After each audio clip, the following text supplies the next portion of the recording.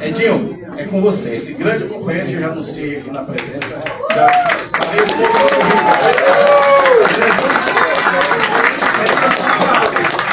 Só para implementar aqui na nossa marca são 16 cidades. Nós temos 29 chapas da CNP, viu? E mais outras chapas que não é da CNP que te apoiam também. Tá bom? Muito obrigado. Valeu, vamos lá. Presidente, Edinho, presidente. Presidente, Edinho, presidente. Valeu, obrigado. Muito boa noite às companheiras, aos companheiros. Boa noite. Eu quero começar minha fala aqui dizendo da minha alegria de estar aqui. E não é discurso não, estou muito feliz em estar aqui mesmo.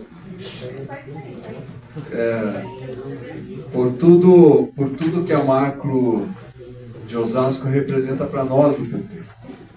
É muito difícil a gente entender a construção do PT no Estado de São Paulo, inclusive entender a construção do PT no Brasil, sem a gente entender a importância da macro de Osasco. E feliz também por encontrar tantas companheiras e companheiros que fazem efetivamente parte da minha história, da minha história de militância no PT.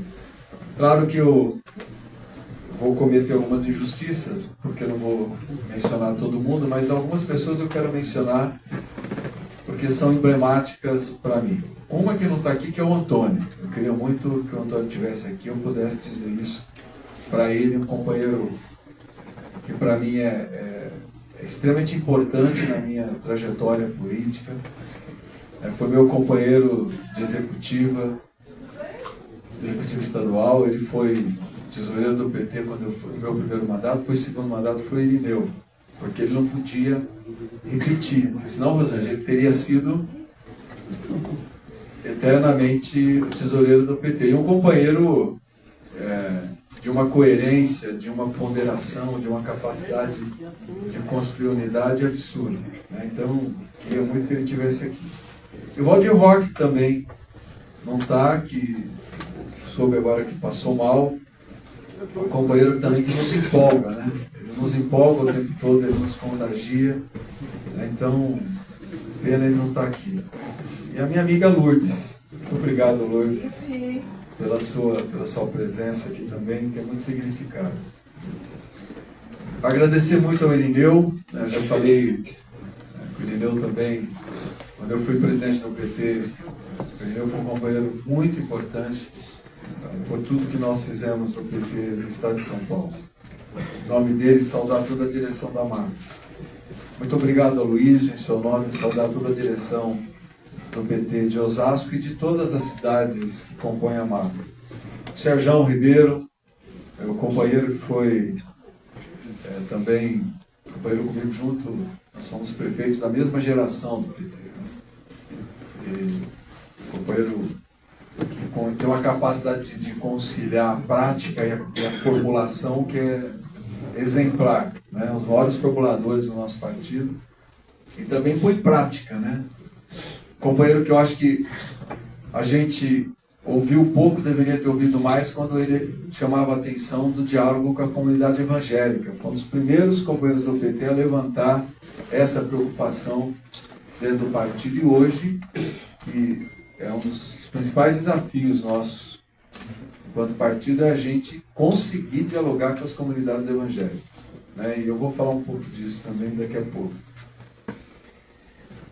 Muito obrigado a Itamar também, em nome dela, saudar todos os demais dirigentes, muito obrigado. Eu quero fazer uma saudação muito especial à Rosângela, porque não só pela sua coragem, pela sua garra, por tudo que ela representa para todos nós, e tenho certeza que vai ser uma coordenadora de macro exemplar, né, por tudo que ela já mostrou que ela tem de capacidade. E eu vou falar um pouco disso também. Nós temos que colocar como prioridade a transição geracional do PT.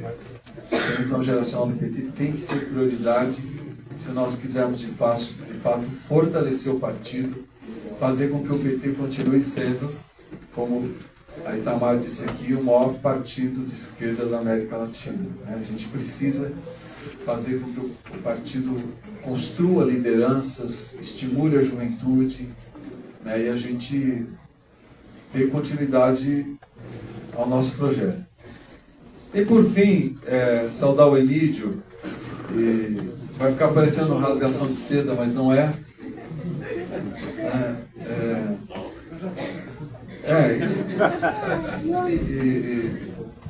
Mas eu quero dizer uma coisa que é verdade. Essa ideia de candidatura, Rosângela, à presidência do PT, ela é uma ideia que ela é antiga.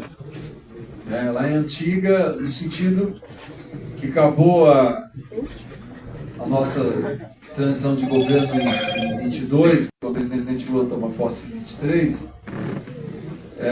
O presidente Lula sempre se mostrava preocupado com o partido e começou uma conversa se eu poderia colocar meu nome à disposição para ser presidente, enfim. E o Emídio foi um companheiro de primeira hora a me chamar, a estimular, a dizer que eu deveria colocar o meu nome à disposição. Um companheiro que me ajudou muito na construção desse processo. Vocês sabem que hoje eu estava numa conversa e aí as pessoas, inclusive jornalistas, não conseguem entender direito como funciona o PT. E aí eu explicando como é que funcionava, o que era o PED, que nós elegemos presidente com votação direta da base. Aí eles acham que vota o presidente já vai fazer maioria imediatamente. Não é assim. A gente vota o presidente, vota nas chapas, depois a gente calcula quanto que cada chapa teve. Ou seja, é um processo complexo. O nosso partido ele é diferente, por isso que ele tem a força que ele tem, mas ele é complexo. Não é simples. E o Emídio foi fundamental para mim no começo desse processo, porque o Emídio já foi da executiva nacional, foi tesoureiro do PT num momento difícil da nossa história. E ele me chamava e dizia assim: olha, Dinho, lá naquele estado se move desse jeito, porque lá é assim, assim, assado. Lá naquele estado se move desse jeito. Porque eu fui presidente do PT 2 vezes, fui da direção nacional, mas nunca tive papel de visitar os estados, de estar presente nos estados do país. Então, Emídio, eu quero agradecer muito a você, a minha gratidão, e se for da vontade da nossa militância, os filiados ao PT, se eu de fato tiver a honra de ser presidente do PT, você pode ter certeza que você, não sei de que jeito, mas você vai estar comigo nessa missão. Eu falo, não sei de que jeito, porque o PT é complexo, né, gente? Se ele tiver cargo, ele vai estar comigo com cargo. Se ele não tiver cargo, ele vai estar comigo sem cargo, mas vai estar comigo. Mas vai estar comigo nesse processo de enfrentar os desafios do PT. Até porque o Emídio, preciso dizer, os maiores quadros da história do PT de São Paulo. E antes de eu falar um pouco da minha missão nacional, a gente tem que entender que não haverá projeto nacional se a gente não acertar a mão em São Paulo. São Paulo são 33 milhões de eleitores. Sim, não há nenhuma vitória no Brasil que compense uma derrota acachapante em São Paulo. Nós ganhamos a eleição de 22 em São Paulo, quando nós diminuímos a diferença do Lula com o Bolsonaro em São Paulo. E foi fundamental. O Emídio foi o coordenador da campanha do Haddad em 22, é bom a gente lembrar disso. E foi fundamental o que aconteceu no segundo turno aqui em São Paulo, a linha que a campanha do Haddad tomou, para a gente poder tirar a diferença, e a diferença que nós tiramos em São Paulo fez com que o presidente Lula fosse eleito.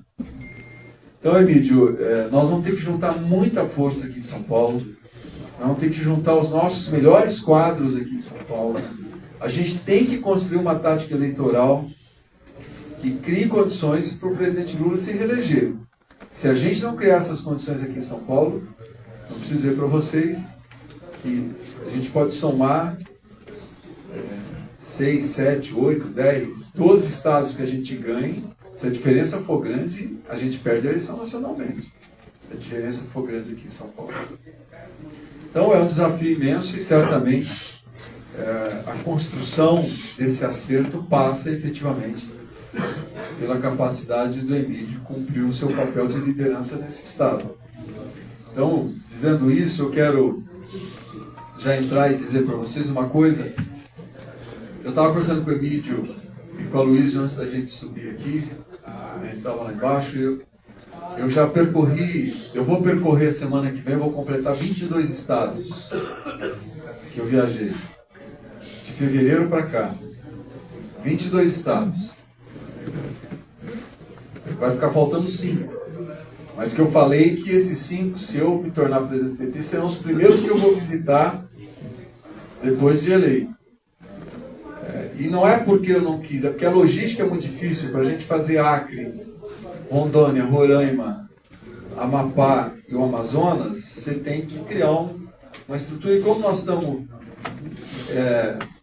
com muita agenda no Brasil todo, então é difícil construir essa logística. Mas mesmo assim, na semana que vem eu vou fazer Belém e vou fazer Fortaleza. Você tem voo. Vamos junto. Vamos junto. Mas eu estou dizendo isso para vocês porque eu tenho dito, e é o que eu acredito, para a gente conversar um pouco aqui, porque aqui eu estou conversando com dirigentes que vão ter responsabilidade imensa em fortalecer o nosso partido no próximo período. Então não vou fazer aqui discurso como se eu estivesse discursando para a massa, não é isso, aqui vamos fazer uma reflexão. Esse PED é o PED mais importante da história do PT. E eu vou explicar para vocês. Mas o PED que o presidente Lula estava preso, ele foi fundamental. Foi. Não estou dizendo que ele não foi. O PED que reelegeu a Gleisi, que na minha avaliação é a maior dirigente da história do PT, porque nas condições que ela presidiu o PT, foi muito difícil. Foi muito difícil. Nós temos que reconhecer isso. Mas o PED que reconduziu a Gleisi foi um PED importante, porque o presidente Lula estava preso, nossos principais dirigentes presos, quem não estava preso estava processado, né? O PT vítima da farsa que foi a Lava Jato. Então aquele PED foi importante para nós. Tanto é que a direção que saiu daquele PED é a direção do Lula Livre, que o Emídio fez parte desse processo todo, foi a direção, ou as direções, né, que foram duas, que construiu as condições da liberdade do presidente Lula e construiu as condições para que o presidente Lula se elegesse em 22. Então é evidente que, como o Emídio bem disse, nós estamos falando de um partido vitorioso. Um partido que ganha 5 eleições para presidente da República é um partido vitorioso. Porque muitas vezes a gente fica achando tanto defeito no PT, a gente acha mais defeito no PT que os nossos adversários. Né? Não, nós fazemos parte de um partido, nós construímos um partido extremamente vitorioso. Extremamente vitorioso. Mas é evidente que, e aqui a gente o Serjão vai colaborar com a minha reflexão, porque ele é o nosso intelectual orgânico do PT. Nós que viemos da tradição marxista de organização partidária, a tradição marxista diz o seguinte, que o partido é um instrumento de intervenção na realidade. O partido não é um ser estático. Se a realidade muda, o partido tem que saber interpretar a realidade e também mudar a sua forma de atuação. Né? Eu vou contar aqui, que eu só posso contar aqui em Osasco, porque eu vou contar fora daí, o pessoal vai ficar bravo comigo. Teve o 5º Congresso do PT, o Serjão vai lembrar, o Emídio também, todo mundo aqui, o pessoal Lourdes, todo mundo que é antigo aqui, foi aqui em São Paulo. 5º Congresso. E nós que somos jovens há mais tempo, vamos lembrar. Que foi um momento no 5º Congresso que a Mazé também vai lembrar, que os companheiros e as companheiras da Convergência Socialista saíram do PT. Saíram do PT. E o Valério Arcari fez uma fala lindíssima, quando, mesmo a gente sabendo que ele estava rompendo com o partido, ele fez uma fala lindíssima. E depois, o nosso companheiro Palmeira, o Vladimir Palmeira, do Rio de Janeiro, pega a fala e, assim, de forma muito fraternal, vai falar assim: sabe qual é o problema da convergência? É que eles falam sempre a mesma coisa, que até relógio parado marca a hora certa 2 vezes. Eu nunca mais esqueci aquela frase, porque de fato, se a gente não entender que o partido não pode ficar estático, que o partido tem que saber ler a realidade e mudar a sua forma de intervir. Por que eu estou dizendo isso? Nós fazemos parte de um partido vitorioso, mas a realidade está mudando muito rápido. Os desafios, Paulinho, é numa velocidade absurda como os novos desafios aparecem para o PT. Então, por que esse PED é tão importante para nós?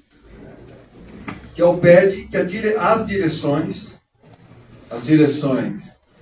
de zonais, onde nós temos zonais, nós temos capitais que têm zonais, as direções municipais, as direções macro, as direções estaduais, a direção nacional, são os dirigentes que vão ter a responsabilidade de construir um partido, fortalecer um partido que seja capaz de fazer disputa na sociedade sem o Lula disputando a eleição. Porque 26 é a última eleição que o presidente Lula disputa. Só esse desafio, ele já é imenso. E se a gente tiver dúvida do que eu estou falando, só a gente lembrar as 2 grandes crises que o PT enfrentou. O PT enfrentou uma crise em 2005, vocês lembram? O Lula foi em 2006, disputou as eleições e recuperou o PT e deu protagonismo ao PT. Foi. Todo mundo dizia que a gente tinha acabado, né? E nós... Imenso. Eu vou chutar aqui, eu acho que o Serjão, que é o nosso... Acho que eu ia falar 300 mil, se eu não me engano, na época. Mas foi um PED imenso. Imenso. Aí, qual foi a outra grande dificuldade que nós enfrentamos? A Lava Jato. Todo mundo falou assim: o PT acabou. Golpe contra Dilma. A gente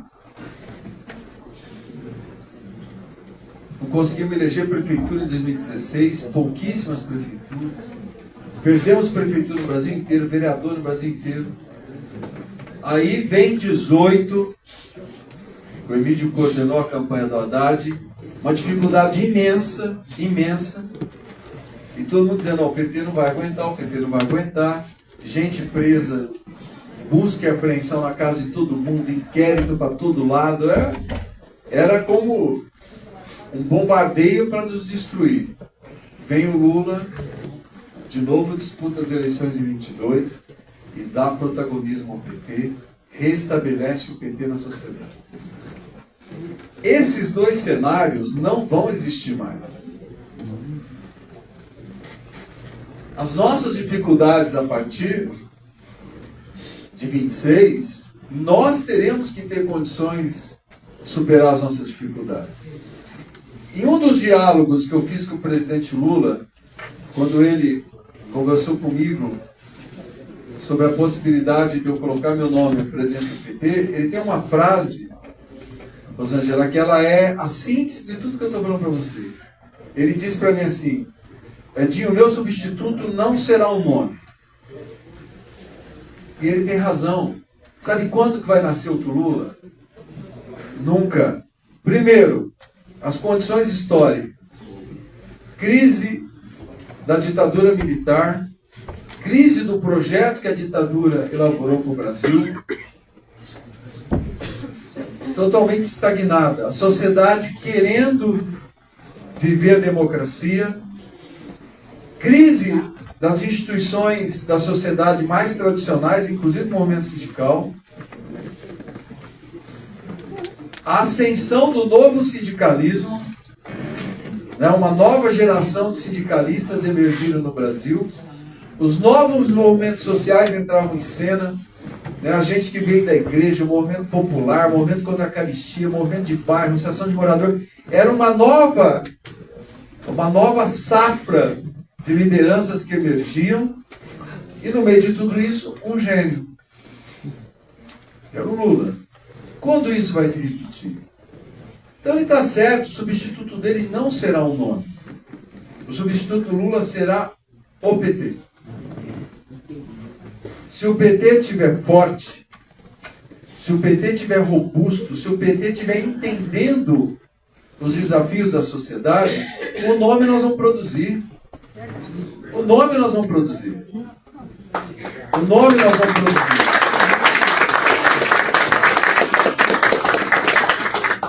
Então, esse PED, nós temos que entender que nós que estamos aqui nos bancários, nós vamos ter que construir esse partido. Um partido que aprenda a caminhar sem o Lula disputando a eleição, mesmo com todo o legado que o Lula deixou para o Brasil e que ele vai continuar influenciando. Ele só não vai disputar a eleição, que não é pouco. Que não é pouco. Também, os dirigentes que vão sair desse PED têm uma missão histórica, e essa é pesada.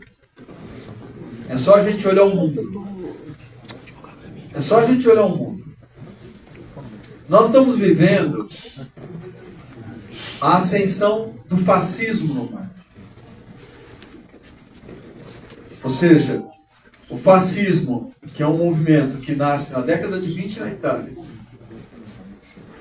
E aí, como nós estamos conversando aqui entre companheiros e companheiras, o Gramsci, que era um deputado comunista, do Partido Comunista Italiano, e que o Mussolini pôs na prisão, o Mussolini tem uma frase em relação ao Gramsci, que chegam para ele, né, os chefes da repressão, dizem para ele assim, que eles tinham colocado o Gramsci na prisão. Aí o Mussolini diz assim, olha, não adianta, vocês pararam o corpo dele, vocês iam parar é o cérebro. Porque ele, no presídio, ele escreveu Cadernos do Cárcere, que é uma das maiores formulações do marxismo no século XX. Por que eu estou dizendo isso? O Gramsci, ele diz o seguinte, que o fascismo, ele é resultado de uma crise do capitalismo.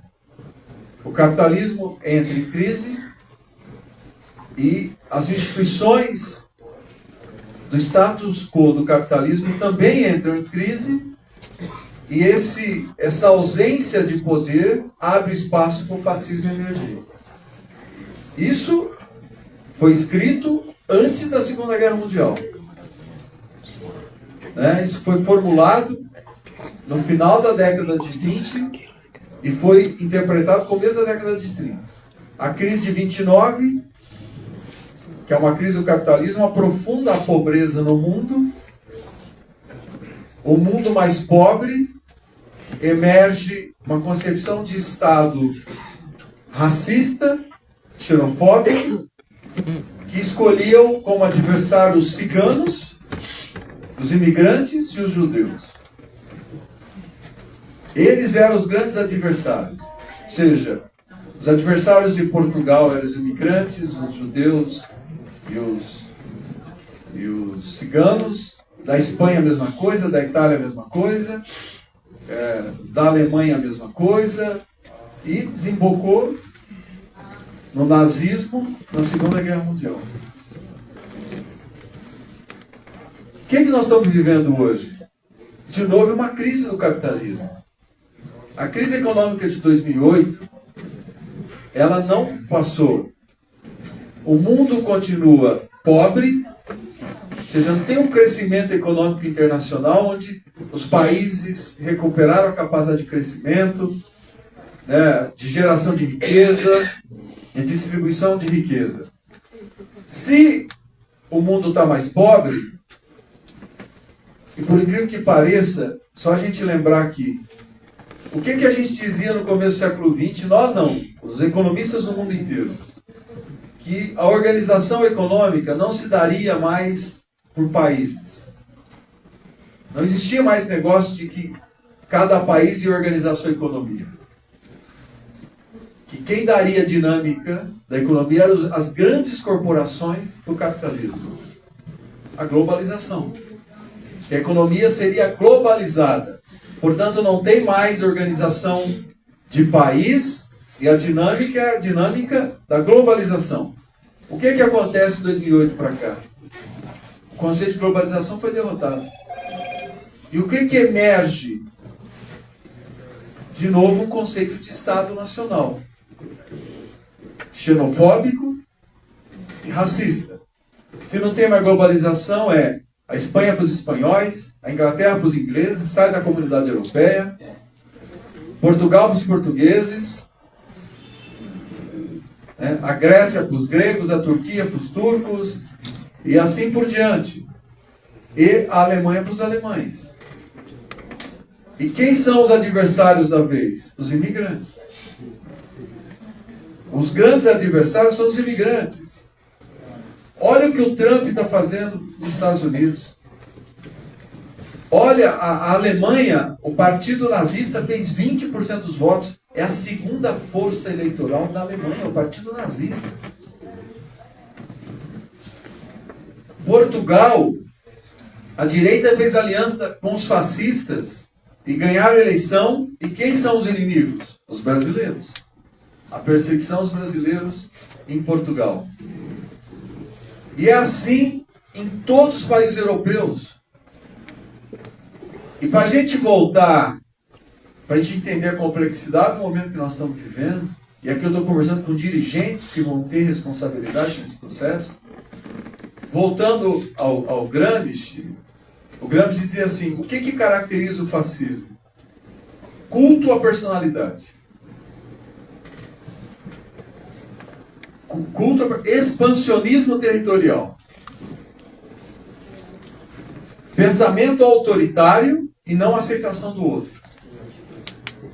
Quem é que cabe nesse modelito? O Trump. O Trump é o maior líder fascista do século XXI. E a gente está se acostumando com coisas que a gente não podia acostumar. Os nossos olhos não poderiam se acostumar a ver o que nós estamos vendo. A deportação de imigrantes algemados dos Estados Unidos como se fossem bandidos. El Salvador, que também é governado por um fascista, se tornando campo de concentração dos venezuelanos. É um campo de concentração no século XXI. Venezuelano que desapareceu, 200 venezuelanos, ninguém consegue dizer para onde foram parar. Nós estamos voltando àquilo que precedeu a Segunda Guerra Mundial. Um adolescente brasileiro foi preso e jogado no cárcere. Um menino brasileiro. O que ele fez? Não, ele só é brasileiro. Não fez nada. Ele é brasileiro, só isso. O Trump obriga a prefeita de Washington, e eu não vi, ninguém gritar em relação a isso, que ele obrigou a prefeita de Washington a apagar das ruas de Washington a frase "vidas pretas importam". E a prefeita apagou de medo de retaliação. Frase que foi escrita quando o George Floyd foi brutalmente assassinado. Ou seja, o fascismo está se caracterizando aos nossos olhos. E se a gente quer entender o tamanho da nossa responsabilidade, no Brasil, a gente dizia E eu cheguei, inclusive, eu escrevi um texto interno para o PT, depois da eleição de 18, dizia que o bolsonarismo era maior que o Bolsonaro. Não é que o bolsonarismo é maior que o Bolsonaro. O fascismo é maior que o Bolsonaro. O Bolsonaro é fruto do pensamento fascista. Um pensamento fascista que hegemonizou a maior parte da sociedade brasileira, que elegeu o Bolsonaro presidente, num sentimento antissistema.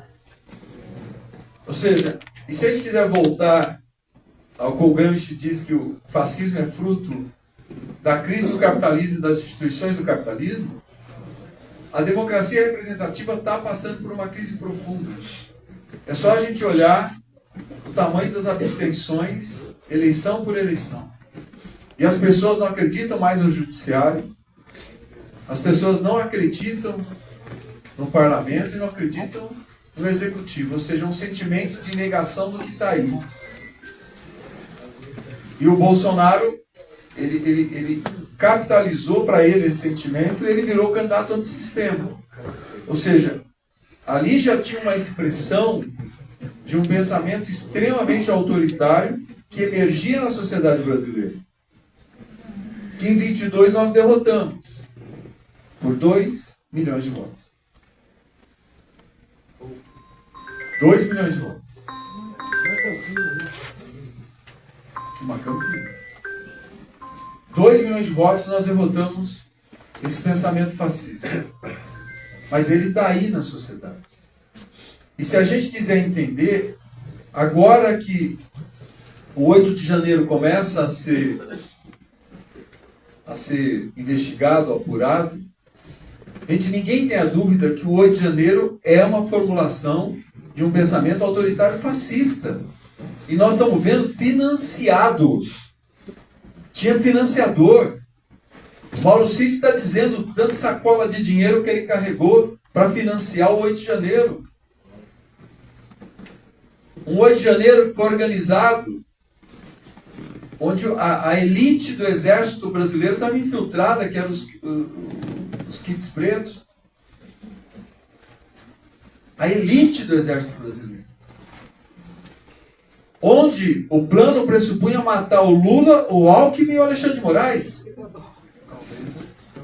Ou seja, está cristalizado uma organização política fascista no Brasil. Nesse cenário, é que o PT vai ter que se organizar, se fortalecer, para poder não só fazer enfrentamentos na sociedade sem o Lula estar nas urnas, mas também a gente ter a capacidade de derrotar o fascismo no Brasil. Porque se nós enfrentamos e derrotamos o fascismo em 26 no Brasil, que não significa que a gente vai derrotá-los para sempre, politicamente, nós vamos derrotá-los eleitoralmente, o que é importante, que os enfraquece politicamente. Mas se nós derrotarmos o fascismo em 26, primeiro nós vamos dar um sinal para a Europa de que é possível derrotar o fascismo. Porque na Europa o campo democrático só está acumulando derrota.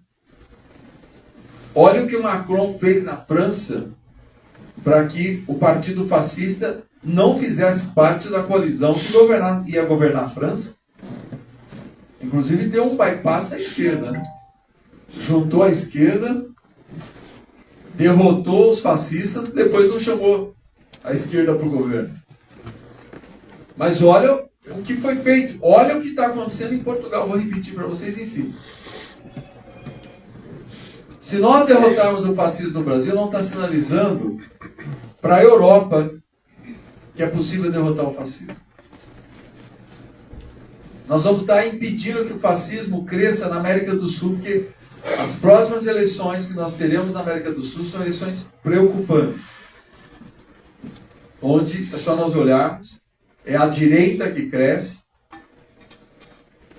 Mesmo em alguns países, como por exemplo a Colômbia, não é a direita caracterizada fascista, mas certamente para derrotar a esquerda, eles vão fazer aliança com a direita fascista. Ninguém tem a dúvida disso.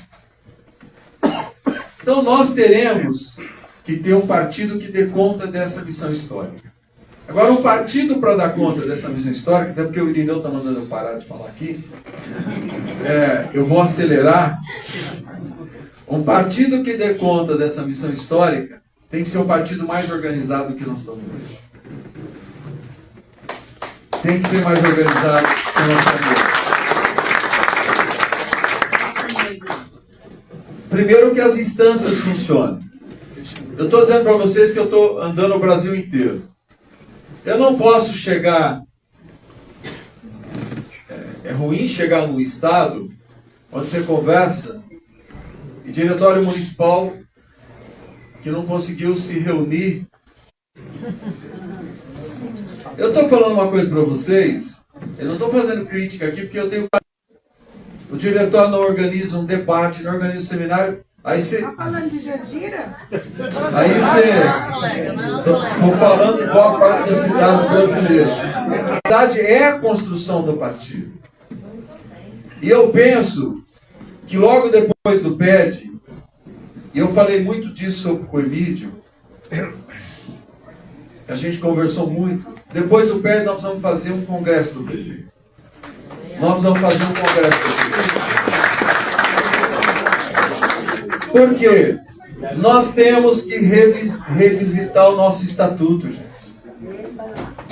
Primeiro, a primeira cláusula do nosso estatuto tem que ser assim: não se altera estatuto sem ser por congresso. A gente não pode alterar o estatuto do partido em reunião do diretório nacional. Isso não existe.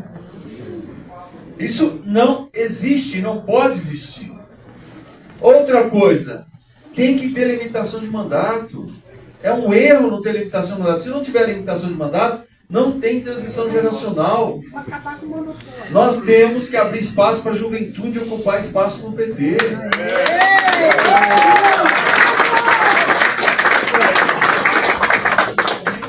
Eu vou dizer uma coisa aqui. Que ela vai ser polêmica, mas eu quero contar com o apoio de vocês. Eu quero contar com o apoio de vocês. Nós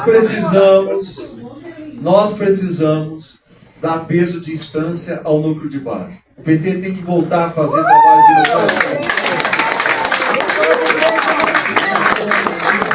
E se a gente não der peso de instância, não valorizar a organização de núcleo, não é porque eu estou nostálgico, entendeu? Que eu quero voltar aí, a década de 80 e 90. Até porque eu não acho nostalgia ruim. Eu me filiei ao PT no núcleo de base. Eu me filiei ao PT no núcleo de base. Núcleo de base da Vila Velosa, na Araraquara. Eu sou fruto do núcleo de base. Porque só, o Irineu vai me chutar aqui, mas não vou. Mas só para vocês, eu era militante, eu sempre fui militante da igreja, né? Sempre fui militante da igreja, aquela coisa de militar na igreja, era da Pastoral de Juventude, fui coordenador diocesano da PJ, mas eu nunca tinha, isso em 83, 84, nunca tinha escolhido filiar partido. Quem me leva para o PT é o núcleo de base que se reunia no salão da igreja que eu era da Pastoral da Juventude.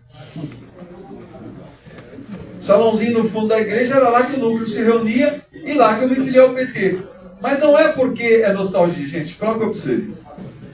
Se a gente não voltar a organizar o partido na base, nós não vamos conversar com a realidade que está aí. Nós não vamos. E vou explicar para vocês por quê. Primeiro, nós estamos vivendo uma profunda transformação na classe trabalhadora brasileira. Se a gente pegar do final do século XX para o século XXI, a mecanização aumentou, a robótica, a automação. Nós não vimos ainda nem a pontinha do iceberg do que vai fazer a inteligência artificial no mundo do trabalho. Muitas profissões desapareceram e outras profissões apareceram. Por exemplo, qual a maior categoria profissional do Brasil hoje? Moto entregador. Que sindicato que ele está? Qual a central sindical que conversa com ele? Então, se a gente não tiver na periferia, conversando com o moto entregador, com o motorista de Uber, com os meninos e as meninas, a gente nem tem noção, são milhões de meninos e meninas nesse exato momento recortando vídeo e impulsionando vídeo, ou para as bets, ou para as plataformas de venda, ou para as plataformas de conteúdo. São milhões, a gente não sabe nem o nome da profissão. E eu vou falar um exemplo para vocês, para a gente entender por que a gente tem que estar na base conversando com o povo. No final do ano passado, eu fui numa atividade no bairro em Araraquara, que a gente foi entregar a reforma de uma creche. Aí, tinha uma menina, eu conversei com os meninos que estavam lá na porta, esperando, eu conversei com uma menina. Ela passou no vestibular na Unesp fazer pedagogia, largou a pedagogia em faculdade pública. Por quê? Porque ela é boa em recortar vídeo e impulsionar vídeo. Aí isso aqui ela falou para mim assim, ó, o pessoal que está se formando em pedagogia tem que dar aula a semana inteira para ganhar R$3.000 por mês. Ela falou assim, se eu impulsionar bem vídeo na semana, eu tiro de 4 a 5 mil no mês. Aí ela falou assim, e mais, Edinho, eu não sou CLT. Compra-se CLT ruim. Aí eu falei para ela assim, ah, mas que legal, o que você é? Ela falou, eu sou empreendedora. A menina não tinha mais de 20 anos. Aí vamos raciocinar, e não é, estou dando um exemplo aqui, vocês saíram aqui em Osasco, aqui, na Macro, vocês vão encontrar centenas desses exemplos. Primeiro, quando ela diz que ela é empreendedora, ela já foi ganho pela ideologia neoliberal. Porque ela não é empreendedora. Você conversando com ela, ela fala assim, olha, 7h30 da manhã ela liga o celular. Ela não tirou nem um pijama. Não tomou nem café da manhã, a plataforma já está lá registrando que ela está online. E já começa a controlar quanto tempo ela demora para fazer um vídeo, para impulsionar um vídeo. A plataforma controlou. Ela não acha que não. A plataforma está controlando. Se ela vai no banheiro, a plataforma diz que ela está offline. Se ela para almoçar, a plataforma sabe que ela está offline e quanto tempo que ela ficou offline. Ou seja, isso se chama submissão do trabalho. E onde tem submissão do trabalho, não é empreendedor. Empreendedor é esteticista que abre o salão, é o companheiro que montou a quitandinha, que montou o bar, porque ele baixa a porta e vai para casa e ninguém tem nada a ver com a vida dele. O motorista de Uber, ele recebe nota. Por quanto tempo que ele demorou para fazer a corrida, se a corrida foi boa, a classe trabalhadora precarizada não é postando um rios, gente. É reunindo e fazendo educação popular. É debatendo consciência de classe. Aí é presencial, é núcleo de base na veia. Se a gente não entender isso, nós não vamos conversar. Nós não vamos conversar com a nova classe trabalhadora. E para encerrar, Emílio, você não ficar bravo comigo? Deixa eu falar uma coisa para vocês. A gente fica criticando que a juventude da periferia está sendo ganha pela teologia da prosperidade. E é verdade. Se a gente for na periferia, a cada 10 jovens, uns 7, 8 já estão nas igrejas evangélicas neopentecostais. Em vez da gente criticar, vamos perguntar por quê. A mulher vítima de violência, quando ela é vítima de violência, quem que baixa na casa dela para acolher? O pastor. Quem que vai para a biqueira tirar a menina e o menino que está na biqueira? É o pastor. Se faltou comida em cima da mesa, quem organiza a cesta básica? É a igreja. Isso chama presença na vida do povo. Se tem presença, você se torna referência.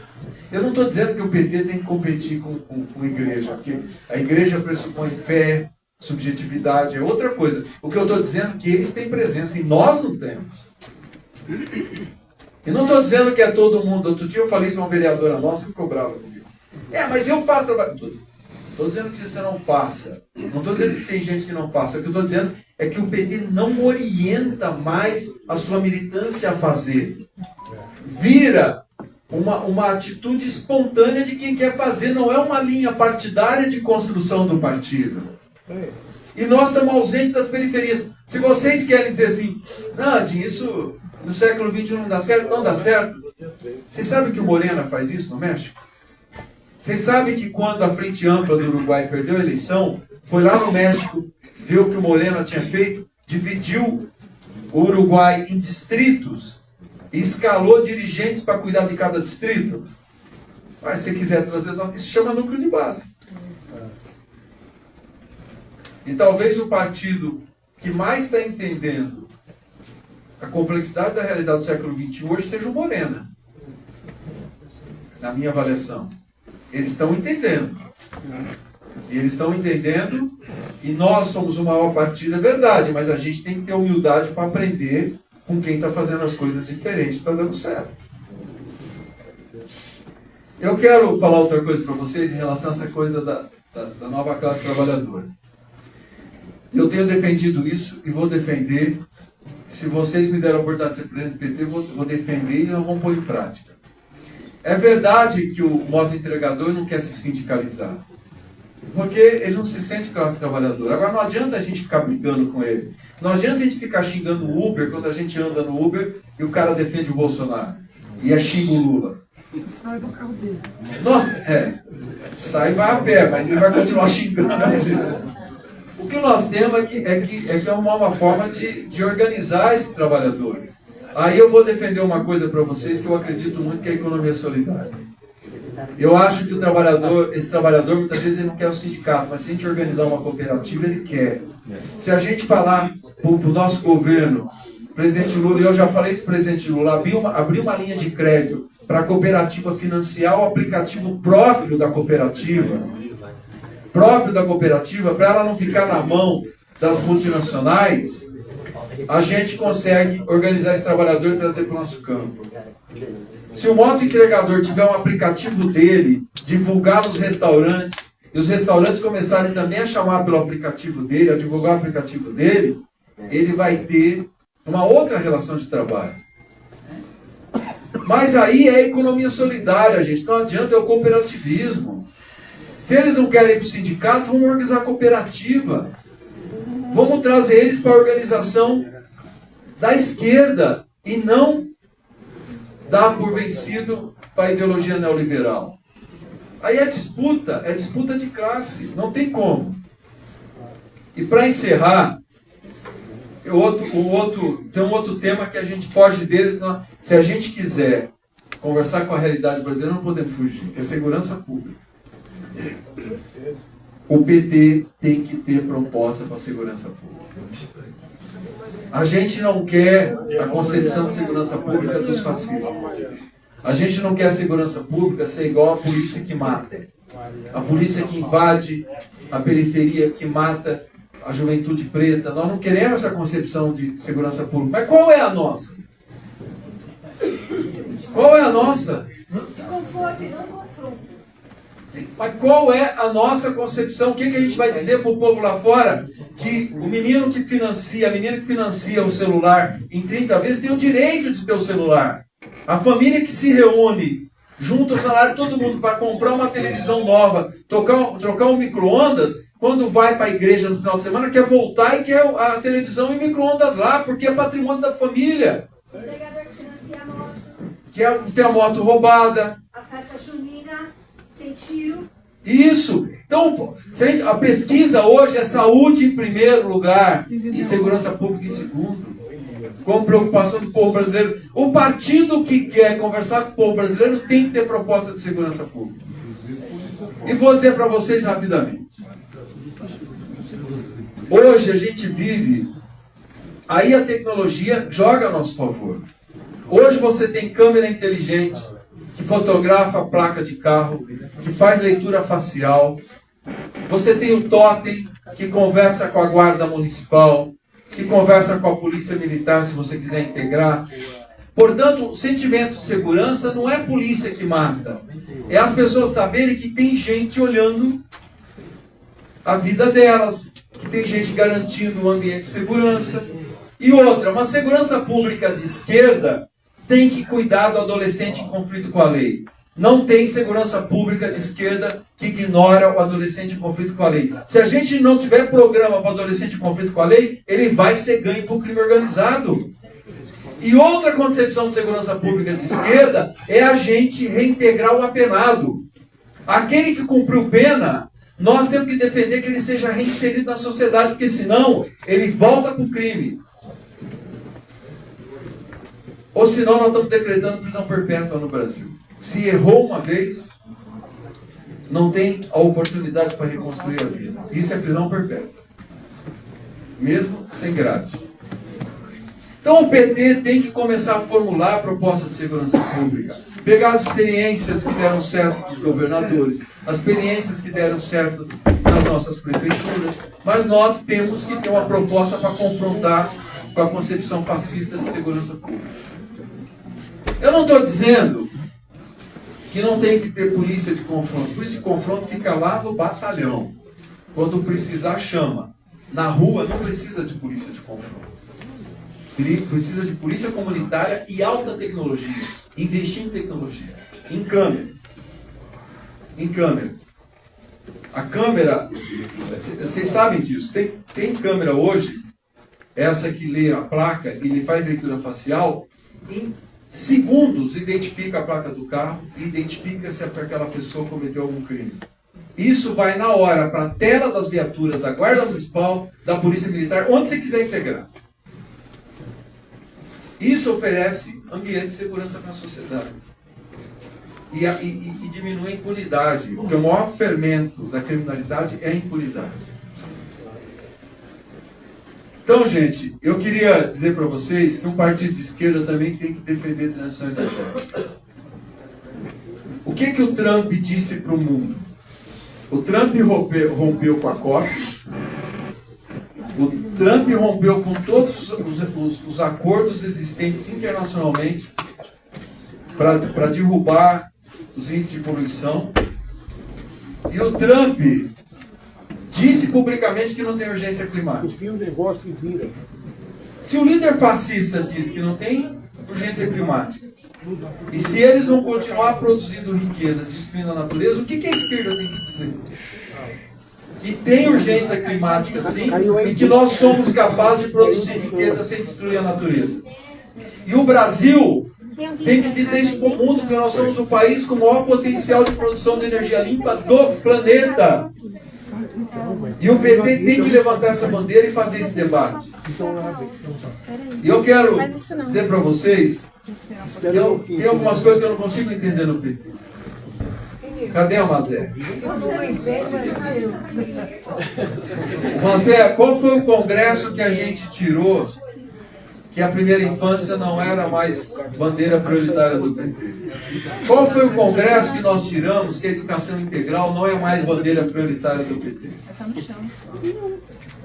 Nenhuma, mas cadê que a gente está defendendo? Eu me filiei ao PT, o primeiro encontro estadual que eu vi, lá no Caetano de Campos, eu lembro de uma resolução que aprovou que o PT defendia o direito à creche como um direito da criança e um direito da mulher, da mãe. Porque o Estado tinha que cuidar da criança para que a mãe pudesse construir a sua profissão, se construir profissionalmente. Primeira infância, direito à creche, segurança alimentar, é o desenvolvimento do cognitivo na fase mais rica do ser humano. É o CRAS acompanhar a família da criança. E onde é que nós colocamos como prioridade a primeira infância? Gente, nós temos que fazer disputa dentro do Congresso Nacional. O Lula tem que ser o presidente da universalização da educação integral. Porque não há como a gente construir um país de igualdade de oportunidades se a criança ou adolescente não estiver dentro da escola. E quero dizer para vocês que nós temos um debate fundamental para a gente fazer, que é modelo de sociedade. Eu sei que a sociedade brasileira está polarizada, mas eu não tenho nenhuma dúvida que a gente vai romper com a polarização e que a gente discutir modelo de sociedade. Qual a sociedade que nós queremos? Qual a sociedade que eles querem? A nossa sociedade tem transição energética, tem sustentabilidade. A gente não quer segurança pública que seja violenta. A gente não quer uma sociedade que seja machista, que seja racista, que seja homofóbica. A gente quer uma sociedade onde o trabalhador não pague imposto e a elite pague imposto. Nós temos que fazer esse debate. Nós temos que fazer com muita força. O presidente Lula manda um projeto para o Congresso Nacional isentando o trabalhador que ganha até 5 mil reais. Beneficia até quem ganha até 7 mil reais. Aí do outro lado, eles não querem que a gente cobre imposto no mercado financeiro de quem vive da especulação financeira. E a gente tem que dizer para a sociedade que são 860 bilhões de reais de renúncia fiscal. E dizer quais são os setores que são beneficiados pela renúncia fiscal. Por que as Big Techs não pagam impostos? Por que os setores da mídia não pagam impostos? E por que quando a gente debate isso, eles querem que a gente corte dinheiro da saúde, da educação, do benefício continuado? Então, são sociedades diferentes. O Lula representa uma sociedade. A elite brasileira quer uma outra sociedade. Onde eles concentrem mais a renda, deixem de pagar tributos, se beneficiem de renúncia e isenção, e o trabalhador tem que pagar imposto quando compra o pãozinho, quando compra o arroz, quando compra o feijão, quando paga a conta de energia elétrica, o trabalhador paga imposto. Ou seja, o trabalhador tem que pagar imposto. A elite brasileira quer ser isenta. Esse debate nós temos que fazer. Gente, por fim dizer que eu não tenho nenhuma dúvida que a conjuntura ela é difícil. Nós vamos ter que trabalhar muito, lutar muito. Eu não tenho nenhuma dúvida disso. Mas eu também tenho a certeza que o nosso partido, como a gente já disse, que é um partido vitorioso. É o partido da transformação da sociedade brasileira. Tudo que tem de legado de políticas públicas para o povo mais sofrido é nosso legado, é nossa construção.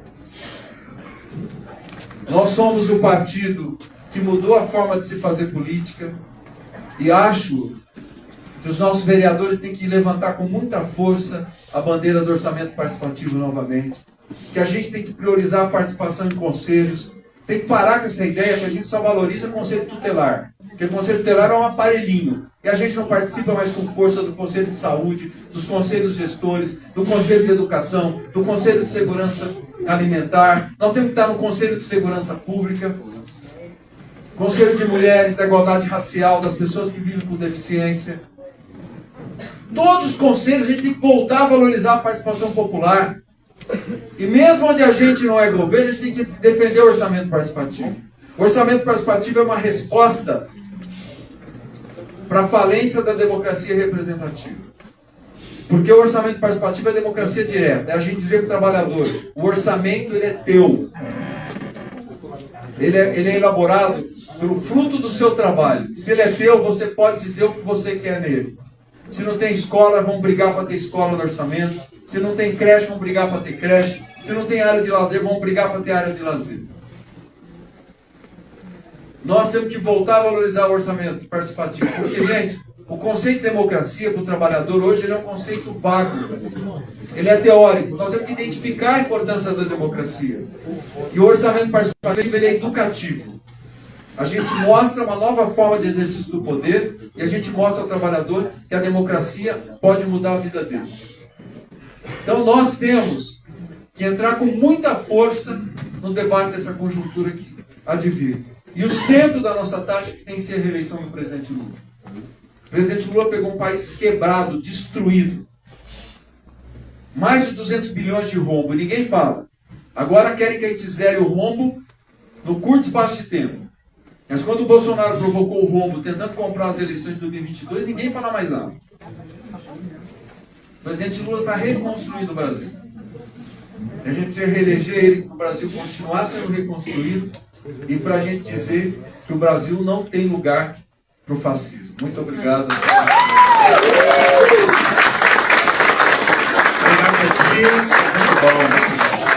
Pessoal, eu falei de 10 inscrições, mas nós vamos reduzir por conta do tempo, né? Hoje é segunda-feira, falou necessário, viu? Boa contribuição, né, que o Edinho dá. Pessoal, eu quero chamar o Rodrigo. Rodrigo, senta aqui com a gente. O Rodrigo é candidato a coordenador da Macro, companheiro de Campinas. Da Marca Osasco, né? De Cotia, Maria da Cotia. É, companheiro Rodrigo! Eu falei Campinas? Cotia, gente. Registrar a presença do Renato, que é candidato a presidente do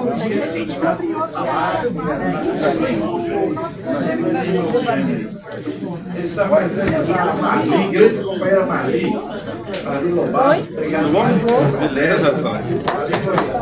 Companheira do nosso amigo que deixa muita saudade. Registrar a presença também. Não, é isso.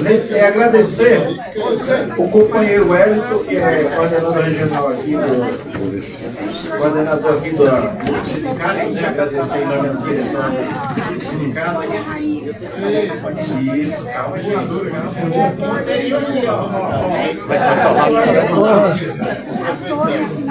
Chama aqui para frente para fazer uso da palavra do nosso vereador Fábio Betelli de Jandira e depois o nosso vereador de das Artes, Fica, Fábio. Em seguida a gente vai abrir 5 inscrições de ataque com a frente de hoje. Você vai lembrar. Não, tá bom. Vamos lá, Fábio. Vamos lá, nosso vereador de... Está contando seu tempo, já gastou 1 minuto e meio.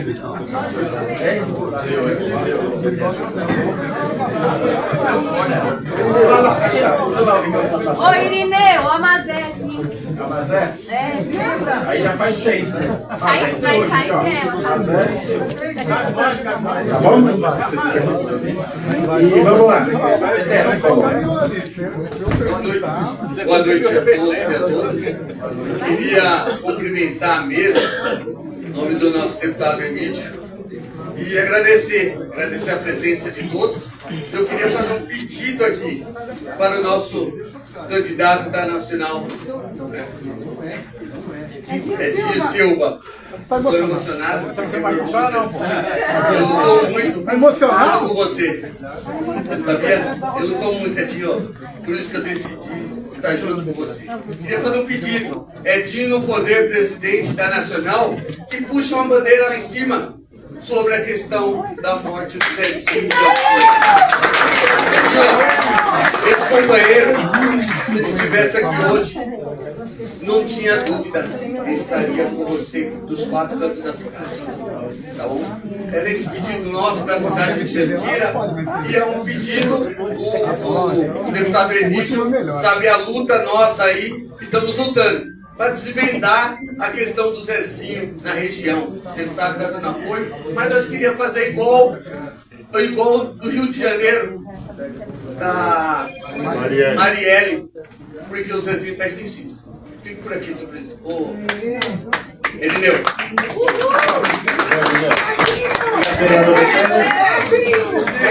Zezinho presente! Zezinho presente, muito bem. Uriel, faz favor. Depois do Uriel, a gente passa a palavra para o Rodrigo. Uriel, faz favor. Vereador de das Artes. Bom, boa noite a todas. Mesa aqui, Rosângela, Betinho. Prazer estar aqui mais uma vez. Acho que estou vivendo um processo do PT. Você vira pro cara, meu. Não tem problema, meu. Tá doido. Debates. As nossas reuniões estão sendo mais intensas, estão sendo mais recorrentes, estão sendo muito importantes. E sobre o Edinho que está aqui hoje, queria contar para vocês que alguns dias atrás tive um problema muito sério. Inclusive envolvendo questões de governo federal. E me preocupava muito como o PT ia se organizar com relação a isso. Pessoal, respeita a fala do... Aí eu falei assim, vou tentar falar com ele. Vou tentar. Aí liguei pro Edinho. Não atendeu. Em 2 minutos ele falou, companheiro, eu tô te retornando. Conversamos. O Edinho estava com a mesma preocupação que eu. E isso me dá muita alegria. Realmente tá ouvindo, tá construindo com quem tá na ponta, com quem tá dentro dos diretórios, com quem tá na nossa militância. E muitas vezes quem não está na nossa militância organizada, né? Porque eu falo que PT é o único partido que você sai na rua, a pessoa vira para você e fala, eu sou PT. Muitas vezes já nunca chegou em reunião de diretório, então ela sabe qual é a vida daquele partido. Então é isso, gente. Um prazer estar aqui. Boa noite a todos. Obrigado, vereador Léo, pelo assim, perguntas áreas. Companheiro, como já falei, as inscrições foram encerradas. Quem está inscrito aqui é o pessoal Paulinho Boruru, 2 minutos, professor Ângelo, 2 minutos, Laina, 2 minutos, Letícia, 2 minutos. Retira lá, então fica no 5. Mas a Mazé tinha eu E a Mazé por hoje, Renato e a Mazé, então são isso. Vamos lá, antes. Então, vamos lá. Paulinho, já fica aqui do lado. Passa a palavra aqui para o Renato, que também é coordenador, candidato a coordenador da MAC, da cidade do PT de Cotia. Renato é o próximo. Rodrigo. Esses 2 irmãos, cara. Pessoal, Rodrigo, só um minutinho. Vocês viram que eu estou com a pulsinha nova aqui, né, pessoal? Ficou legal? Não é para falar o que você está pensando, não. É só, Olímpia. Então tá bom. Pensei que ele ia ser tchau, Olímpia. Já ia... Passa aqui. Ô, Letícia, passa aqui para Vamos lá, Rodrigo. Boa noite a todos. Quero agradecer até ter me dado a fala, porque eu estou há 30 minutos sem ver ali e lembrar de mim. Muito obrigado. Agora, muito bonita, muito proveitosa. A gente tem todo o mecanismo para mudar o PT e para fazer o PT ser diferente. Só que assim, minha gente, dentro das cidades, dentro da estadual, acontece a mesma coisa. E a gente não está tendo mudança no Partido dos Trabalhadores. Me desculpa, o presidente estadual é o mesmo, tá? A corrente que manda é a mesma, aí o pessoal fala, não fala de corrente. Falo, porque enquanto todo mundo está correndo, hoje é legal, passou o PED, continua a mesma vivência de quem está no Partido dos Trabalhadores. O pessoal fala, Rodrigo, não faz um discurso agressivo. Eu não estou fazendo um discurso agressivo. Eu estou somente contando a verdade do Partido Trabalhador. Entendeu? Quando a gente fala, e foi muito bem colocado pelo Edinho, a questão dos mandatos, hoje está mandando dentro das cidades, é verdade. A gente tem que parar com isso. Nós estamos cansados de viver o Partido Trabalhador, e eu falo com propriedade. Porque com 10 anos de idade, eu estava panfletando o Partido dos Trabalhadores. Coisa que muita gente hoje vive o PT, mas não viveu isso. Quantas vezes aqui a gente estava em Osasco, fechando porta de banco aqui, com o sindicato dos bancários, e muita gente não viveu isso. Então, quando a gente vem, pega o microfone e fala, repudia que o PT tem que mudar, a gente tem que botar o dedo na ferida. Tem que discursar e tem que falar mesmo por que está diferente. Por que na minha cidade nós não podemos ter um candidato a prefeito? Por que dentro da minha cidade vai uma comissão hoje, uma comissão da estadual, decidir a vida da cidade? Decide Cotia, decide Barueri, decide Jandira, decide todas as cidades. Aí chega no tempo de eleição, a gente é repreendido. Porque a gente é agressivo no jeito que a gente fala. Então é assim, eu só queria dizer, para não acabar o clima festivo que nós estamos aqui, falar assim, primeira coisa, eu tô aqui, ó, eu peguei um material da CNB, muito bonito, bacana, É legal pra caramba. Eu ainda vou distribuir para quem quer uma... Não vou falar oposição, que me chamaram de oposição, que eu não sou oposição, que eu sou Partido dos Trabalhadores. Meu material xerocado vai chegar nas cidades.